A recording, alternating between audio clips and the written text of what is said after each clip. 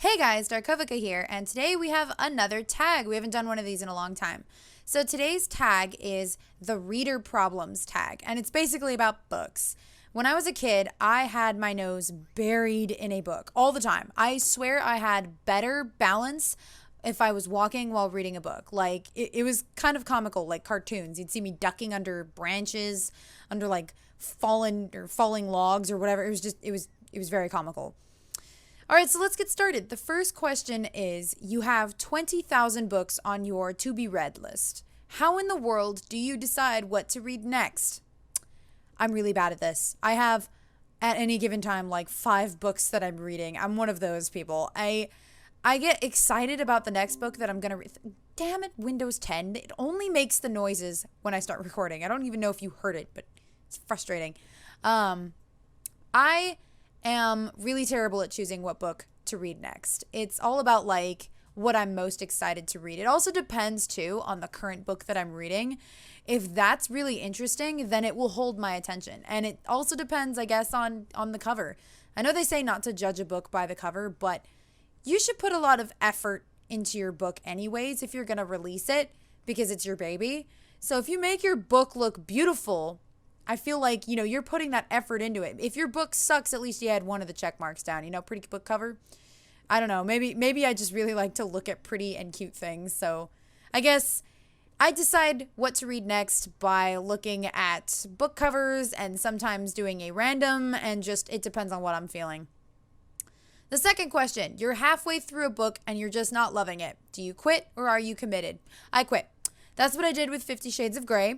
To be part of a group, I tried to read them, and I admit, much to my horror, that I made it through the first 2 books of 50 Shades, and halfway through the third one, I just couldn't do it anymore. I was like, nope, I'm done. I tried. I really tried, guys. You're all awesome. I love you. I'm glad you enjoy this book. I can't do this anymore. I've lost too many brain cells. So, I did that whole, if, your friends jumped off a bridge, would you do it too? Well, I jumped off the bridge, guys, but about halfway down, I figured out that was a bad idea. All right, third question. The end of the year is coming and you're so close but so far away on your Goodreads reading challenge. Do you try to catch up, and how? Okay, so I don't know what that is. I'm going to assume that it's something where it's like your Goodreads reading challenge is like you have to read a certain list of books or something during the year, like classics and stuff. I don't like to speed read. I only speed read when there's a book that I really enjoy reading. And I also don't like being assigned books. I absolutely hate that. I really need to like the book. I really need to like the concept. It was like my biggest problem in high school. Like, don't get me wrong. I love reading. But if I was assigned a book, I hated it. I wanted to read my own damn books, not someone else's assigned list. Number 4. The covers of a series you love do not match. How do you cope? I'm not 100% sure what this question means. Like, let's go with like meaning A. If it means that the covers don't match what's happening in the book, oh my God, it drives me mad. Recently, I read a book where it was like Beauty and the Beast. It's by Mercedes Lackey. I don't quite remember what it's called. It's like Fire Rose or something. Pretty good. The cover was not how the character is described at all. Like, the way he's described in the book is supposed to be like semi-monster, semi-wolf, semi-human.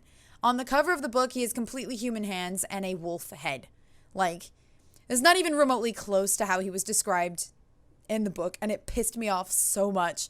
If it's talking about like you have 2 books and one cover is slightly off, I actually had a book when I was a child. I think it wasn't Dragons of Pern. Dragon Rider, that's what it was. It was called Dragon Rider. And the cover, the inside of the book was upside down. So I had to hold the book with the cover upside down in order to read the book. And that kind of mess up on covers, I think is awesome. Like, I love like weird glitchy books like that. I know glitch is not the right term, but whatever. Covers that are like something got weird, or I guess I don't really care. If it's something like, the character on the front cover is not at all how he is described in the book, that pisses me off because the artist just didn't give a shit. If it's something like a glitch happened, then I think those are cool, and those are like collector's editions.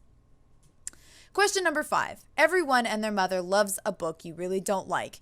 Who do you bond with over shared feelings? Freaking anyone, honestly. Like, I just mentioned, I tried reading 50 Shades of Grey to fit in with my friends. It didn't work out. I was totally, I mean, I supported their choice to read 50 Shades of Grey. It was just garbage for me. I couldn't do it. It was just so bad. I really couldn't do it. But I didn't judge them or anything. I just sort of sat by myself and read good books like The Name of the Wind.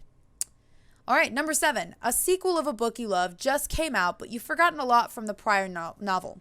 Will you reread the book, skip the sequel, try to find a synopsis, or cry in frustration? I absolutely reread. I reread books all the damn time. If a sequel comes out and it's been like a month or a year since, I mean, every time a Harry Potter book came out, I reread the ones before it. Every single time. And I would do it again. Like, I do it with every book series that I get into, which is usually why I try not to get into a series of books, because I know it's going to happen, and that's kind of time consuming. But I will reread the first books. Number 8. You do not want anyone borrowing your books. How do you politely tell people nope when they ask? I'm not polite. I say I don't lend people books. I just don't. I mean, it depends. If I have books that I don't care about, which I do have some, then I will lend them to people because I'm like, I don't mind not getting this back. But if it's a book that I really love, I have told people before, I will not lend you this book. Like, I don't want to lose this. This is very important to me. I know it doesn't really make sense to you. Probably not. I'm not lending this to you. I'm really bad at being like, hey, I'm not really comfortable. I'm like, nah, I'm not giving this to you. I'm sorry. You got to get your own. All right. Next question. Number 9. Reading ADD. You've picked up and put down 5 books in the last month. How do you get over your reading slump? Honestly, I stopped reading for a little while. If I'm in a reading slump, it means I just haven't found the right book that I'm looking for. And the more frustrated I get, the harder it is for me to find the book that I'm looking for, because 9 times out of 10, it doesn't exist.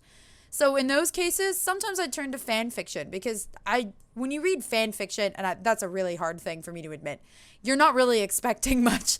You go into fanfiction.net and you're like, all right, the walls are up. I'm ready to disregard bad grammar. Let's just dive in. So sometimes I'll just dive into fan fiction and look for something in a fandom that I love, usually Kingdom Hearts. I steer as far as possible away from the Pokemon fan fiction section. That I clicked in there once and it was a nightmare. I scanned the summaries and was like, I am scarred. I am unable to be in here. I need out. I'm out. Goodbye. All right, so number 10. There are so many new books coming out that you're dying to read. How many do you actually buy? Depends on the price. If it's hardcover, I always wait for softcover. If it's in softcover, I'll probably buy that one. If it's science fiction, it's probably $6.99, and I can afford that, so I might buy 2 or 3. Let's see. Number 11. After you've bought the new books you can't wait to get to, how long do they sit on your shelf before you get to them? Well, immediately. Like, I organize them in order of like either by series or by desire to read, and I either carry all of them with me or I carry 2 of them with me at any given time, because I could finish a book at any time and want to get into the next one, which does happen. All right, so this tag was not created by me. I believe I got it from the Tumblr tag, and of course, here we go, the youtubetags.tumblr.com. I could be wrong. I may not have gotten the tag from there, but it's more than likely that that's where I got it from. So go ahead and post your answers in the comment section below. I'm super eager to hear what you guys have to say. If you don't read books, tell me why you don't read books, and if you've ever seen a book that maybe you thought about reading, even though you don't like reading. So thank you very much. Don't forget to leave a like and subscribe to become a potato buddy today. It's super awesome, I swear. And I love you guys. I'll see you next time. Bye.